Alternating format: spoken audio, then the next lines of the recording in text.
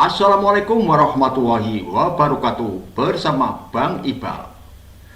Kabar bahwa KPK siap memanggil Jokowi dan Luhut bukan sekedar berita hukum. Ini adalah gempa politik.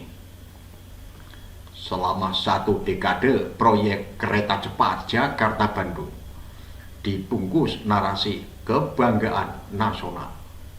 Tapi di balik jargon modernisasi transportasi kini muncul aroma tajam dugaan markup, penggelembungan biaya, dan penggunaan uang publik tanpa kontrol akuntabel.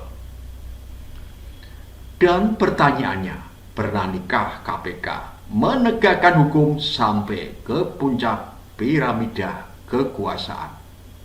Samping itu kami juga tidak menunggu. Kami tentunya mencari juga informasi. Nah, tapi seperti sering saya sampaikan kepada rekan-rekan jurnalis juga, kepada masyarakat yang memiliki informasi terkait dengan hal tersebut, silahkan untuk disampaikan kepada kami untuk mempermudah dan mempercepat. Tentunya kita tidak menunggu. Kalau kita mengetahui terjadi tindak pidana korupsi, dimanapun ada kewajiban bagi kami untuk melakukan tadi pengumpulan informasi terkait dengan hal tersebut. Ya. KPK menyebut telah memeriksa sejumlah pihak termasuk pejabat dari BPN dan KCEC untuk menelusuri penyimbangan dana triliunan rupiah. Namun semua tahu proyek besar ini tak mungkin berdiri tanpa keputusan politik dari tingkat tertinggi. Maka wajar publik menuntut Jokowi dan Luhut harus diperiksa. Mereka bukan sekedar tokoh publik, mereka adalah arsitek dari kebijakan yang menentukan hidup matinya proyek ini. Proyek WOS digadang-gadang menelan biaya lebih dari 120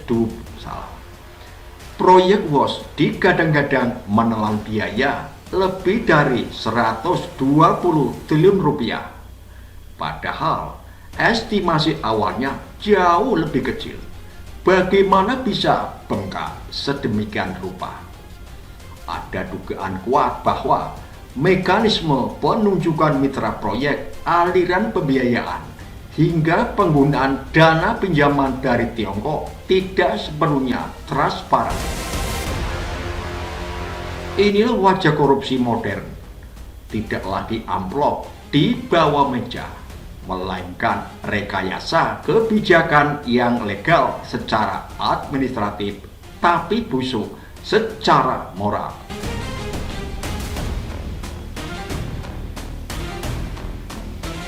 Luhut sebagai Menko Marves saat itu menjadi penghubung utama antara pemerintah Indonesia dan pihak Tiongkok. Sri Mulyani mengatur pembiayaan dan struktur utang. Rini Sumarno memegang kendali BUMN pelaksana proyek. Dan Jokowi presiden yang menandatangani setiap keputusan strategisnya. Artinya setiap kegagalan proyek ini adalah kegagalan kebijakan negara. Dan setiap penyimpanan dana adalah kejahatan terhadap rakyat. Kita seakan kembali ke masa di mana proyek raksasa dijadikan ladang bancakan. Yang membedakan hanyalah teknologi yang lebih canggih, tetapi moralitas makin rusak. Di sini KPK menghadapi dilema. Apakah lembaga ini masih punya nyali menegakkan hukum di atas politik? Atau sudah menjadi alat kekuasaan yang hanya tajam ke bawah dan tumpul ke atas? Pemanggilan Jokowi dan Luhut akan menjadi batu uji terakhir independensi KPK. Jika mereka berdua tak disentuh, maka pesan kepada rakyat jelas.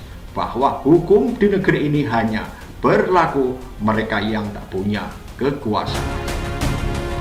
Dan ketika hukum tunduk pada kekuasaan, maka negara telah kehilangan moralitasnya. KPK tak butuh basa-basi, yang dibutuhkan adalah keberanian moral, karena publik sudah jenuh dengan sandiwara hukum. Kita tak butuh proyek cepat jika keadilan melambat. Kita tak butuh kereta berkecepatan tinggi jika nurani aparat penegak hukum berjalan tersendat oleh tekanan politik. Kita hanya butuh satu hal, negara yang berani jujur pada dirinya sendiri. Dan keberanian itu dimulai dari memanggil siapapun yang terlibat tanpa pandang jabatan. Ini bukan lagi soal proyek, tapi soal nasib institusi penegak hukum di negeri ini. KPK pernah menjadi simbol harapan rakyat, tapi kini publik ragu apakah KPK masih bebas atau sudah tersandra kepentingan elit. Kita bicara tentang proyek 120 triliun rupiah, uang rakyat yang dijanjikan membawa kemajuan, tapi justru meninggalkan jejak utang dan kecurigaan. Jika KPK berani memanggil Jokowi dan HUT, itu akan menjadi titik balik sejarah. Mungkin pahit tak perlu. Dan kalau KPK tidak berani, maka rakyat berhak berkata KPK sudah dikubur dengan hormat oleh kekuasaan. Saatnya publik kembali menuntut transparansi, bukan sekedar slogan. Kita sedang menguji bukan hanya KPK, tapi moral bangsa ini. Apakah kita masih bangsa yang menghargai kejujuran, atau kita sudah terbiasa menormalisasi kebohongan asal pelakunya berjubah kekuasaan? Samping itu kami juga tidak menunggu. Kami tentunya mencari juga informasi. Nah, tapi seperti sering saya sampaikan kepada rekan-rekan jurnalis juga, kepada masyarakat yang memiliki informasi terkait dengan hal tersebut, silahkan untuk disampaikan kepada. Sekian dari kami, Bang Iba. Wassalamualaikum warahmatullahi wabarakatuh.